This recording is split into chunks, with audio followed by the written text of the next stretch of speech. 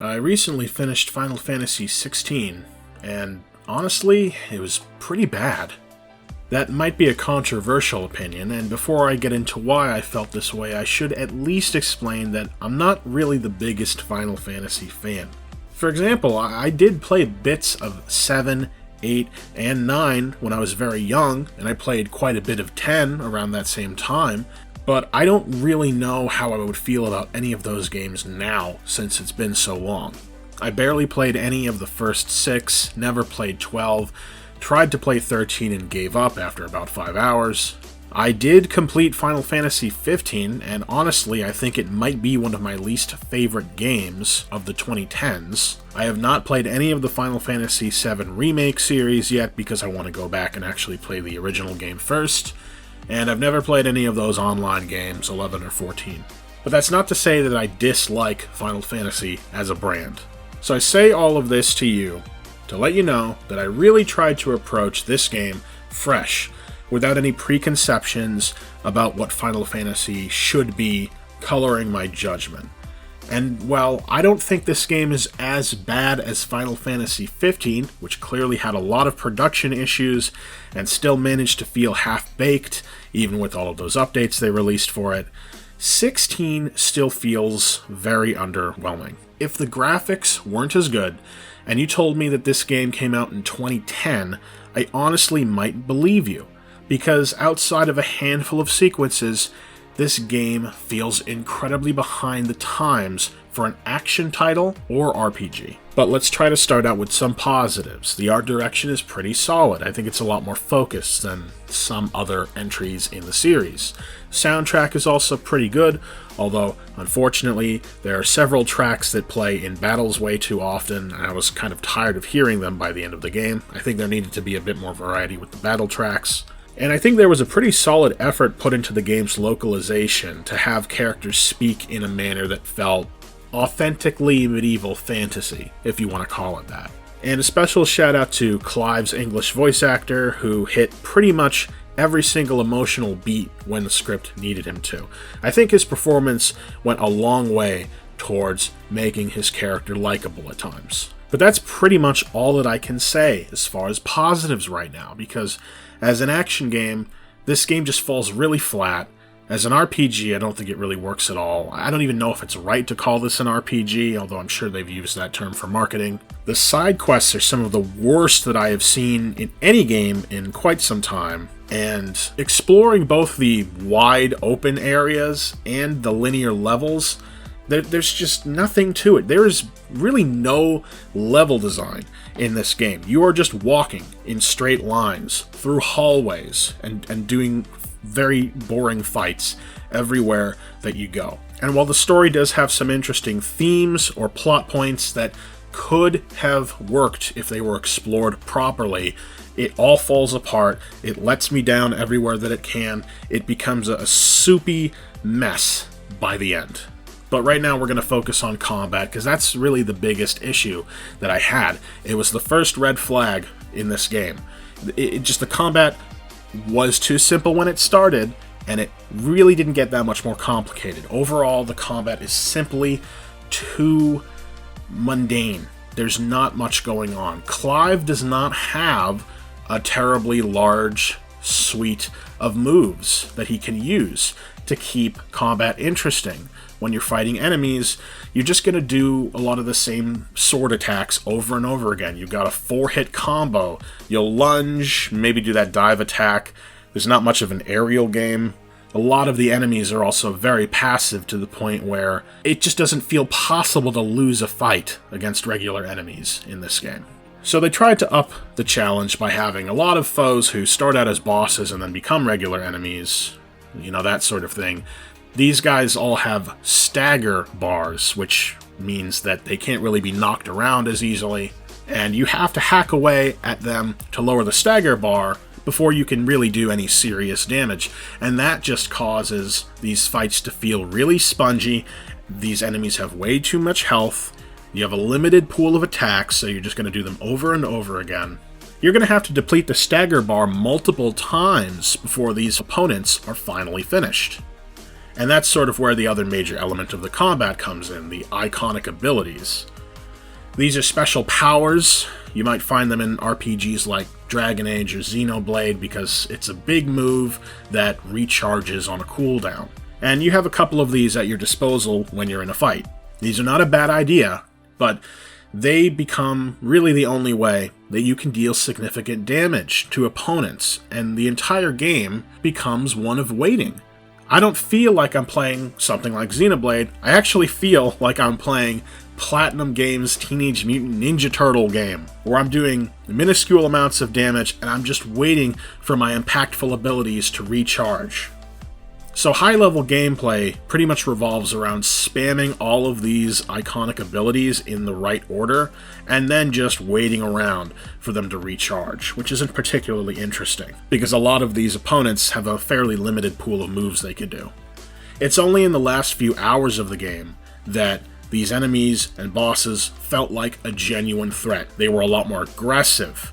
They had attacks with big areas of effect. You needed to dodge often, but pretty much everything up until that point in the game was way too easy. So not only is this action game simpler than I think it should be, but it's also just not very challenging. Not to mention that there's a supreme lack of enemy variety in this game, and that comes off as borderline inexcusable given how many monsters there have been in the Final Fantasy series.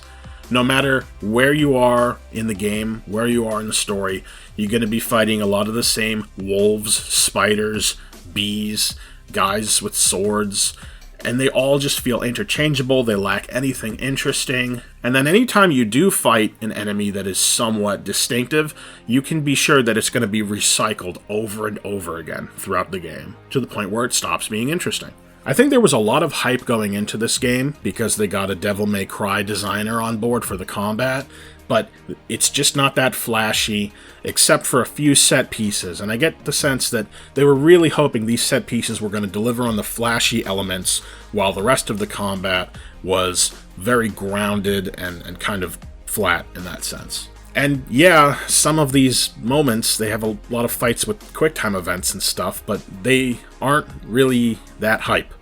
I just think that the ideas that they had were not that strong, with the exception of two. There are two set-piece battles in this game that feel very substantial, and I think that they work quite well. The rest, they aren't that memorable to me. They're not that interesting compared to other contemporary action titles like, Bayonetta 3, Devil May Cry 5, stuff like that. It's just not as impressive as what those games have already done. And even these big dramatic boss fights, they have the same issue, where your opponents are very spongy, they take a really long time to defeat, to lower the stagger bar, and the worst part is, you actually have less of a move set here than you do normally in the game. So yeah, combat-wise, it's a grind. That's how I felt about the questing in this game as well, the side quests, which I tried to do as many as possible, and then I just gave up, because they're so bland and unrewarding. It's just, hey, kill some more wolves, or talk to 4 people. That's literally the whole quest. It's very, very boring. There's not anything going on story-wise with these side quests. And the worst part is there are times where the main story grinds to a halt so that you can do a main quest that is about as developed as one of these side quests. Like, I was just fighting a boss, and it was one of the good ones. It was the shit out of Shadow of the Colossus or whatever. And then the next thing you gotta do is go around the game world and just talk to people, and it's not rewarding. It really doesn't add to the narrative. I think this game might have some of the worst pacing in any game that I have ever played. Not just because the highs and lows, you'll go from one to the other very suddenly, but even story-wise, the amount of time that this game takes place over is very weird. Sometimes there will be big time skips, other times the game will want you to zip around and go to all these places in the game world when it feels like things are really urgent and we don't have the time, like temporally, to go there and then come back. I don't know what was going on with that. And I don't even think they should have had open world exploration in this game. It does not add much of anything. Now, when it comes to the story, I don't really have time to get into everything, but it's sloppy. Despite a promising start, It doesn't take long for things to go off the rails. There are a ton of plot threads that are started and then dropped, characters being really unobservant, and that's kind of the only reason that certain things happen, because the story demanded it. Lots of situations where the plot of the game is happening completely off-screen and our main characters don't know anything about it, but they just happen to be in the right place at the right time to experience it. And really, by the end of the game, I was so bored just sitting through some of the most tired RPG story tropes. We've seen it all before. It's not even being done in an interesting way. We're not subverting anything. We're not taking it to a new level. It's just so boring. And if we had a better cast of characters where there was interpersonal, drama or a rapport going on, that might have helped, but we don't really have that. There are some characters where that is sort of an element, but those characters don't have enough screen time, or the story just decides to drop them. Those that do stick around, it's just not even justified. There's a scene near the end of the game that's romantic, let's just say, and it's very poorly written.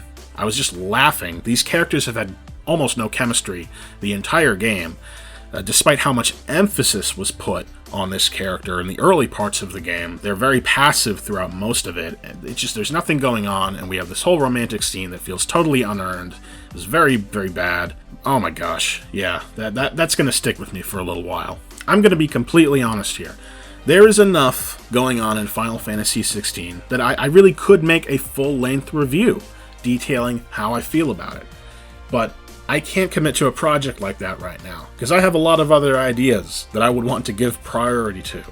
And there's another RPG that we're kind of waiting for something to come out, and talk about that.